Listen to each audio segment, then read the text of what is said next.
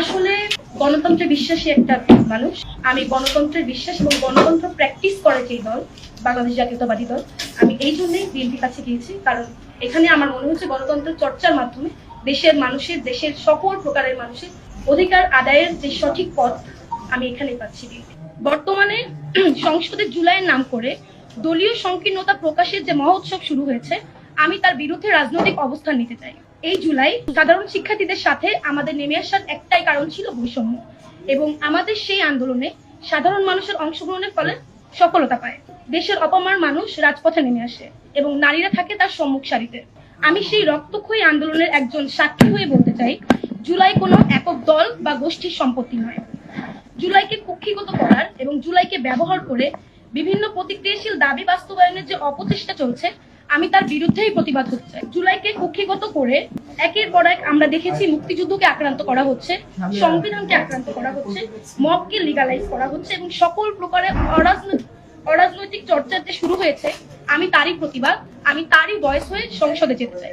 আমি যখন দেখলাম আমাদের জুলাইকে কুক্ষিগত করে বিভিন্ন মহল তাদের ব্যক্তি স্বাধীনতা বা দলীয় স্বাধীনতা হাসিলের চেষ্টা করছে, আওয়ামী লীগের মতো ৭১কে যেমন তাদের নিজস্ব সম্পত্তি তারা বানিয়ে ফেলেছিল, জুলাইকেও কোনো না কোনো পক্ষ তাদের নিজস্ব দলীয় সম্পত্তি বানানোর চেষ্টা করেছে।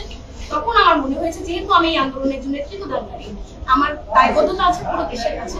সেই দায়বদ্ধতার জায়গা থেকে আমি রাজনীতিতে আসা এবং আমার জুলাইকে এই কুক্ষিগত করার হাত থেকে রক্ষা করার ক্ষেত্রে অবশ্যই আমরা জুলাই সনদ বাস্তবায়ন তো আমরা সবাই জুলাই সনদ বাস্তবায়নের পক্ষে আমরা জুলাই সনদে আমরা আসলে অনেকগুলো প্রস্তাব দেখেছি, তাই না?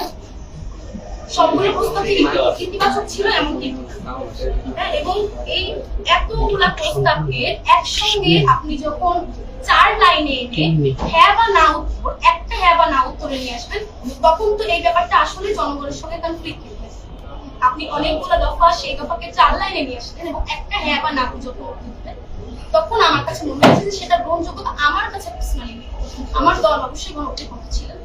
আপনি যদি আমার কথা বলেন, আমি ব্যক্তিগতভাবে গণভোটের বিপক্ষেই প্রচার করেছি। আপনারা যদি আমাকে সোশ্যাল মিডিয়াতে দেখে থাকেন বা আমার অ্যাক্টিভিটি দেখবেন, কারণ আমার কাছে মনে হয়েছে এই যে গণভোট, এই যে জুলাইয়ের ম্যান্ডেট, এটা এইভাবে না, এই প্রক্রিয়াতে না, এই কর্তৃত্বে আসলে আমার নাটকের ক্যাপ্টেনটা এরকম ছিল, এতগুলা কথা, এতগুলা আলাপকে আপনি যখন 4 বাক্যে একটা হ্যাঁ বা না উত্তর চাইবেন, কিন্তু জুলাই সনদের বাস্তবায়নের পক্ষে অবশ্যই আমরা এবং আমার দল আসলে সেখানে কাজ করছে।